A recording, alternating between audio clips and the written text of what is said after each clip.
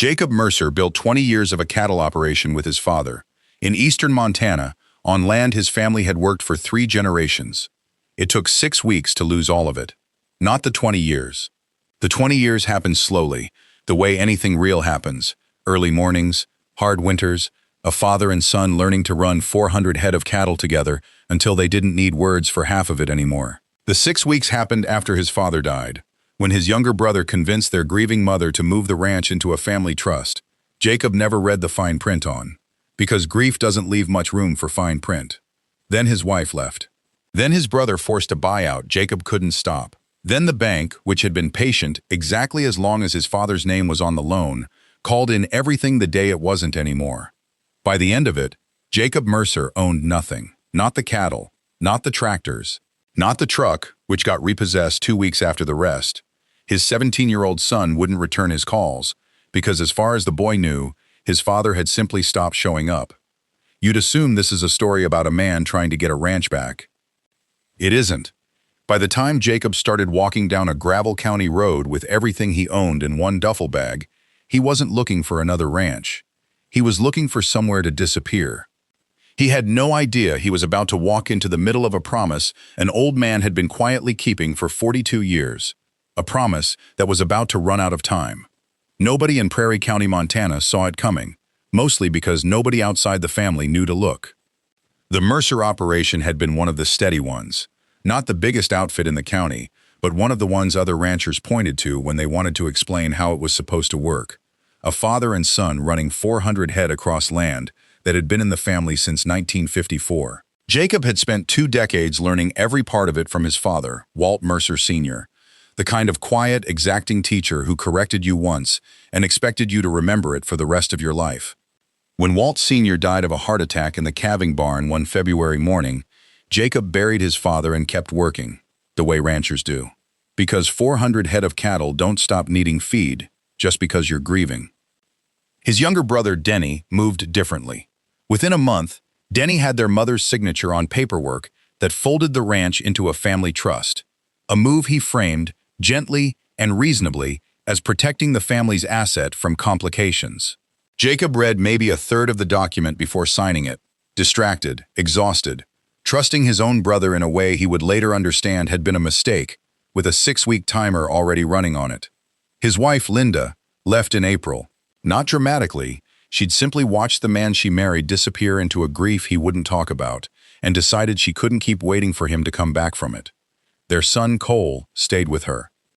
By May, Denny had used his controlling position in the trust to force a buyout of Jacob's share at a fraction of its value.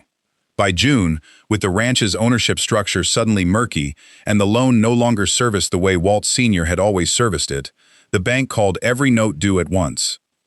6 weeks. That was the whole distance between successful cattle operation and Jacob Mercer standing in an empty equipment yard with a duffel bag, watching a tow truck take the last thing that still had his name on it. Cole wouldn't answer his calls. As far as the boy understood it, second-hand and through his mother's understandably bitter framing, his father had simply walked away from all of it, the ranch, the family, everything, rather than fight for what was left. Jacob didn't have the words yet to explain that he hadn't walked away from anything. Everything had been taken from underneath him in the space of 6 weeks, faster than he could find solid ground to stand on and defend. He slept in his truck for 11 days, until the truck went too. After that, he walked. He'd been walking for the better part of 2 days, following the kind of gravel county road that exists mostly to connect one ranch to the next, when he came across an old man wrestling with a fallen fence line by himself. The man was maybe 75, 78, working a fence post back into ground gone hard with drought, clearly past the point where his body wanted to cooperate with what his hands were trying to do. Jacob didn't think about it. He set down his duffel bag, picked up the other end of the post, and got to work. Neither of them said anything for 2 hours. When the section was finally set and wired tight, the old man looked at Jacob for the first time. Really looked. The way you look at someone you're deciding something about. "You hungry?" Jacob nodded. They ate in near silence at a battered kitchen table in a farmhouse that had clearly been beautiful once and was now just barely holding together. Same as the ranch outside it, Jacob would come to understand. That evening, with nothing left to lose by asking, Jacob said the only thing he had left to offer. "I'll work, if you've got somewhere dry to sleep." The old man smiled, the first real one Jacob had seen from him. "I've got an empty bunkhouse." He introduced himself as they shook on it. "Walter Boone. I've looked after this place for 42 years. It was a strange way to put it if you were listening closely. Most men who'd spent 4 decades on one piece of ground would just say, "I've had this place 42 years, would say mine, without thinking twice about it. Jacob wasn't listening closely. He was too tired, too grateful, too far past caring about the exact wording of a kind old man's introduction. He assumed, the way anyone would, that he was standing on Walter Boone's ranch. He was wrong, and the wrongness of that assumption was going to matter more than almost anything else that happened to him over the following year. The ranch was dying in every direction Jacob looked. 3 of the wells had failed years back and never been repaired. The old barn's roof had partially collapsed under a bad winter. Nobody had the money or the will to fix afterward. Pasture that should have carried real grass cover was worn down to bare dirt in wide, spreading patches. The unmistakable signature of cattle left too long on too little ground, year after year, until the land simply stopped being able to keep up. Fences sagged or lay flat in a dozen places. The creek that should have run clear through the property was thick with sediment, choked by decades of erosion nobody upstream had ever addressed. Everyone in the county who still remembered this place assumed it was finished. Not a working ranch anymore. Just 1,100 acres, slowly returning to whatever the land wanted to become once people stopped asking anything of it. Walter offered Jacob wages that first week. Jacob turned them down. "I don't want wages," he said, and meant it in a way that surprised him as much as it surprised Walter. "I just need somewhere useful to wake up." He wasn't chasing ownership. He wasn't chasing a paycheck. He was chasing the particular, specific relief of having somewhere that needed him, because everywhere else in his life over the past 6 months, that had turned out not to be true. So he got to work rebuilding it, not the fast way, but the right way. Instead of restocking cattle first and hoping the land would keep up, Jacob spent his first several months doing almost nothing that looked like ranching to anyone driving past. He fenced the overgrazed pastures into a dozen smaller paddocks and started moving what few cattle Walter still had through them on a tight rotation. A few days grazing hard in one section, then weeks of rest before the cattle came back to it, giving the grass time to rebuild root systems that had been chewed down to almost nothing for years. He cleared 30 years of silt out of the spring house feeding the main well, and watched water that hadn't run clean in a decade start flowing again. He planted willow and cottonwood along the worst eroded stretch of the creek, a riparian buffer meant to hold the banks together with roots the way nothing else could, slowing the water enough that sediment finally had somewhere to settle instead of washing straight downstream. He repaired 2 of the old windmills by hand, one bearing and one broken sail vane at a time, because a working windmill pump meant water in pastures too far from the house to run a power line. None of it produced anything that would show up on a balance sheet inside of a year.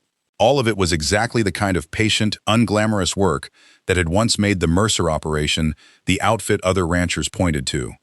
Walter watched him do it, evening after evening, from a rocking chair on the porch, saying less and less as the months went on, and paying closer attention than Jacob ever noticed. Then, on a night in early autumn, Jacob went looking for tools in the loft above the old barn and found something that had nothing to do with fence wire or grazing rotations. Boxes. A dozen of them, pushed into the loft's far corner and covered in enough dust to suggest nobody had touched them in years. Inside, hundreds of letters, all sealed, all unopened, all addressed to the same name, Walter. Jacob brought one down to the porch that evening and set it on the table between them without a word. Walter looked at it for a long moment before he answered the question Jacob hadn't quite asked yet. "They weren't meant for me." He didn't explain further. Jacob, sensing something in the old man's voice that didn't invite pushing, let it go. He didn't know yet that he'd just found the first thread of something that had been quietly unraveling on this ranch for over 4 decades, long before he'd ever set down his duffel bag on a gravel road and picked up the other end of a stranger's fence post. Walter got sick that winter, fast enough that Jacob knew before anyone said the word out loud. He drove Walter into town himself when the old man finally admitted he couldn't shake what he'd been calling a bad chest cold for 3 weeks running. The doctor who came out to the ranch afterward, at Walter's insistence, on the condition that whatever he had to say got said on the porch and not in some hospital room, delivered the news quietly enough that Jacob only caught half of it through the screen door. Terminal. Advanced. Months, not years. Walter had known for longer than he'd let on. He refused treatment outright. No hospital, no chemotherapy, nothing that would take him off this ranch for a single day he had left on it. What he did instead was sit on the porch every evening, wrapped in a wool coat even in weather that didn't call for one, and watch Jacob work.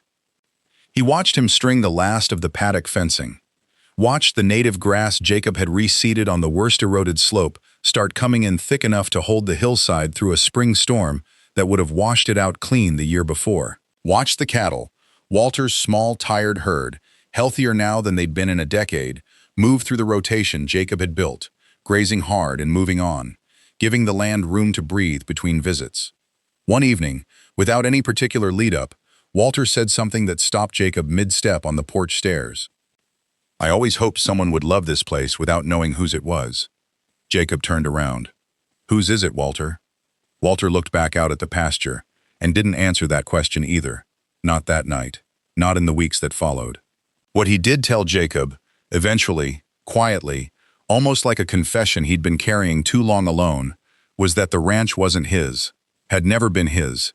He'd simply managed it, every day, for 42 years, on behalf of someone nobody in the county had laid eyes on in decades. Most people around Prairie County had long since assumed the actual owner was dead. Nobody had ever pushed hard enough to find out for certain. It was easier, over 42 years, to just let Walter Boone stand in as the ranch's face and ask him nothing further.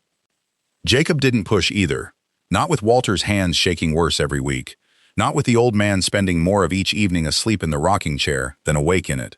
He kept working instead, because that had become the only thing that made sense to do. Walter Boone died on a clear night in early spring, peacefully, in his sleep, on the porch he'd insisted on being carried out to that evening so he could watch the last of the daylight over the pasture Jacob had spent a year bringing back to life. His final words, spoken so quietly Jacob had to lean in to catch them, were two. "Call Eleanor."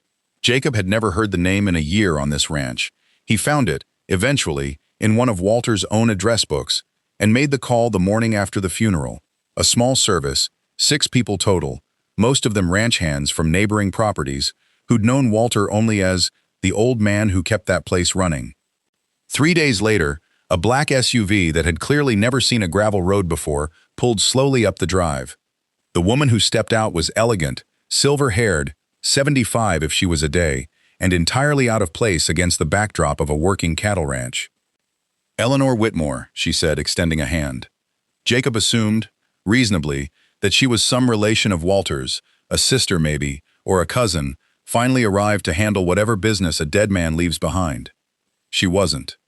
She owned the ranch, every acre of it, had owned it for 40 years, since her husband inherited it from his own father, and, for reasons Eleanor explained plainly and without much sentiment, wanted absolutely nothing to do with actually living on it. He'd hated the attention a working ranch brought, hated the visibility, and had quietly hired a young man named Walter Boone to manage the entire operation on his behalf, with one condition attached that Walter had carried, faithfully and silently, for the rest of his life.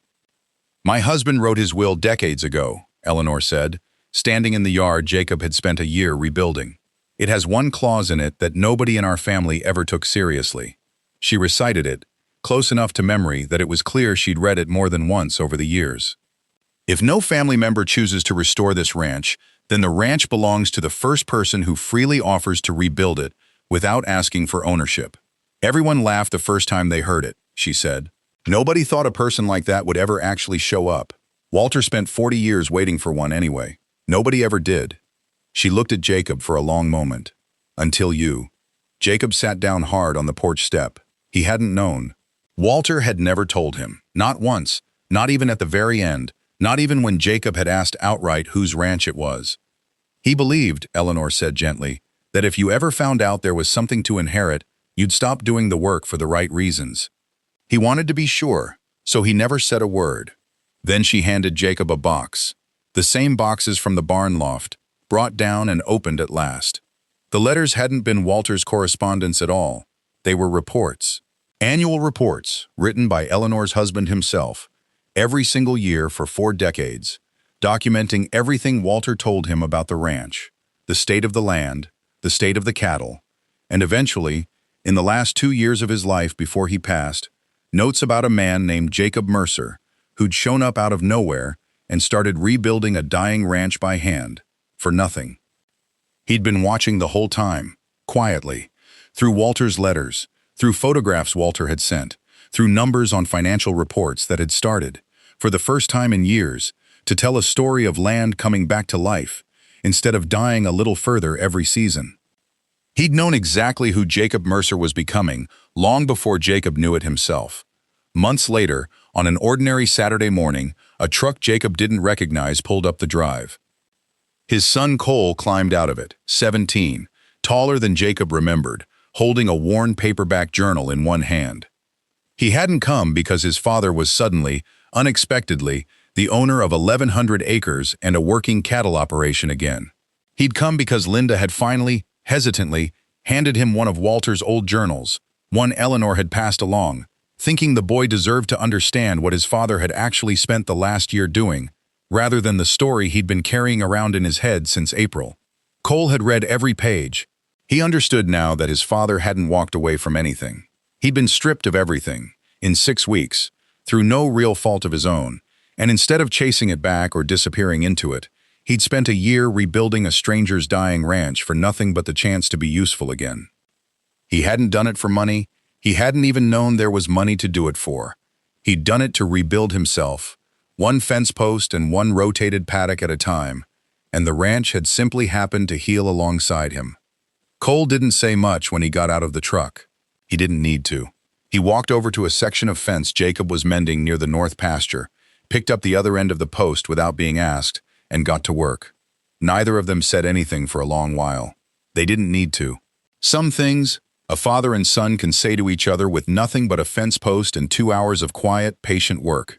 It had worked once before, after all, for a stranger, on a ranch neither of them had any right to expect anything from.